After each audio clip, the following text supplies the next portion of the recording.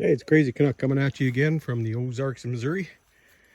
And today I'm going to go over some of the grow beds and garden and talk about, starting to prepare for a grand solar minimum, crop losses, food shortages. I think even the mainstream can't deny the food shortages anymore. So if you followed my videos, what I did on these grow beds was put a bunch of wood in the bottom, take up space because I never had any topsoil. So knowing that black walnut is not good for growing anything, it actually puts out a chemical that kills plants. This is kind of an experiment to see exactly what happens. So on these grow beds, I had planted potatoes. They're not doing very well. There's a potato right here. I planted beans. They came up. They got a couple inches high and they all died. Corn doesn't seem to mind. Corn's doing good. Same thing over here. I did the wood fill. Planted potatoes. Potatoes never did anything over here. I threw in some flax. This is that heirloom variety, the Noralta. It seems to be doing fine so far.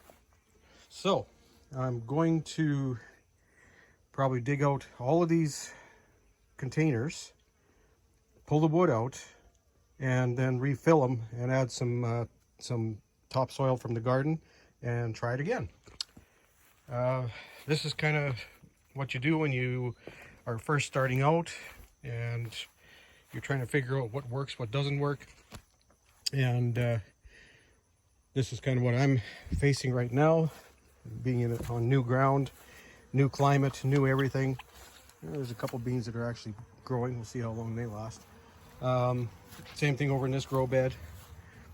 Planted some safflower and marigolds, and they aren't doing great. But yet the tomatoes and the peppers are doing fantastic. So keeping records is also very important. You just try whatever you can and to keep records, make changes where you have to, and carry on. My original one here, well, you can see what happened here. Corn grew like 6 feet or more. We've got a couple cobs per plant so far, and all the peas that I planted between the corn, they all came up and died. Potatoes again, not doing very well. Onions, they're all right. They're doing okay. The herbs are doing really well. If you can find them in here, there's that purple basil. There's some other stuff down there. So, knowing that the black walnut does put out a chemical that kills plants, it looks like some it kills and some it doesn't. So, corn is doing really well.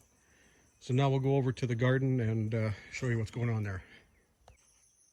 Here we are at the garden, and I was surprised. I worked it up and it was just grass, and it really doesn't come back hard like back in Saskatchewan where this would be just covered in weeds. You wouldn't be able to do anything with it. So here's some peas I planted. They're coming along. They don't look great, so we'll see what happens there. The dill isn't doing great either, so I'll probably just dig those up and replant something. But that's the advantage of being here, is I can keep planting until the end of August and still get something because of the long growing season.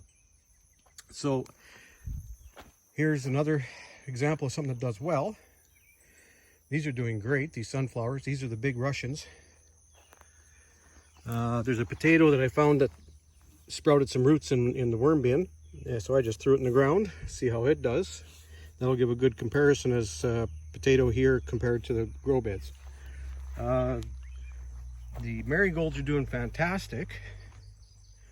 The cabbages I had planted in between, knowing they're not really a hot weather crop, but might get a couple.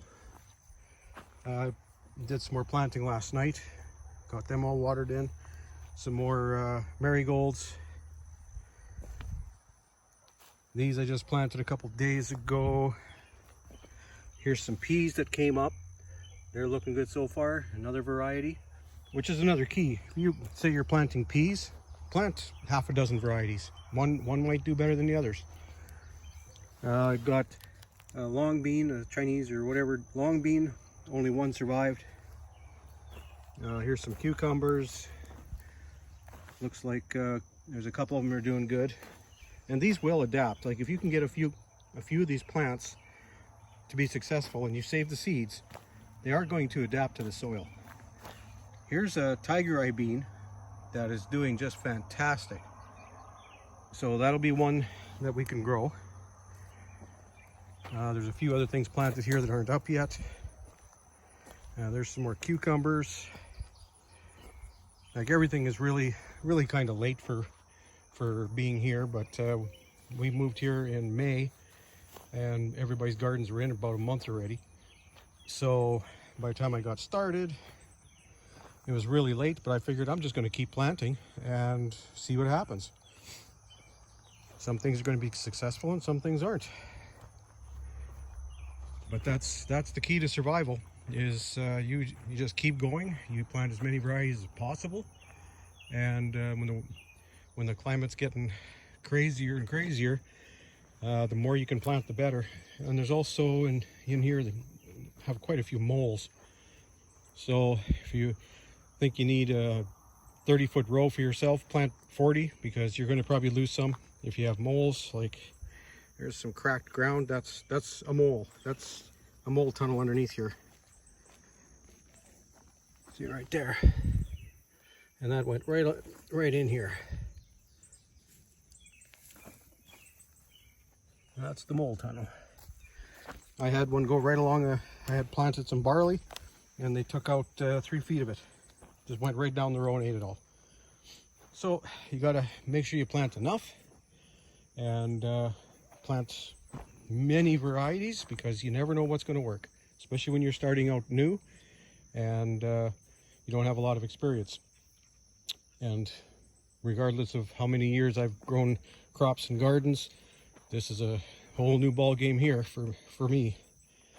So that's a little update on. Look at this. Oh, we got a bean or a pea or something coming up here.